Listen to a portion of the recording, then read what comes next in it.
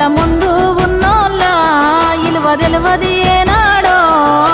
కాలమంతా గడిసినంక నెమరేసుకుంటారో